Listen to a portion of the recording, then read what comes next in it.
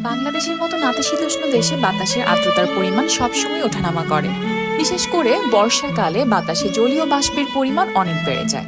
এতে আপনার পছন্দের কাঠের পণ্যটিতে ফাঙ্গাস পড়তে পারে। এতে আতঙ্কিত হবার কিছুই নেই। যেহেতু আমরা আমাদের পণ্যে কোনো কেমিক্যাল ব্যবহার করি না, তাই ন্যাচারাল এই প্রোডাক্টটিতে আবহাওয়ার তারতম্যের কারণে ফাঙ্গাস পড়াটা খুবই স্বাভাবিক।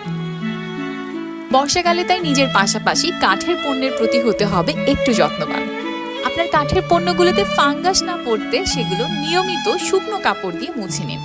এরপর আপনার কিচেনে ব্যবহার করা হয় এমন কোনো ফুড অয়েল, যেমন নারকেল তেল, অলিভ অয়েল, সয়াবিন বা সরিষার তেল দিয়ে আলতো করে মুছে রাখুন। এতে করে আপনার ব্যবহার্য কাঠের সামগ্রী সময়ের সাথে হবে আরো মসৃণ ও টেকসই। কাঠের রং হবে আরো গাঢ় ও আকর্ষণীয়।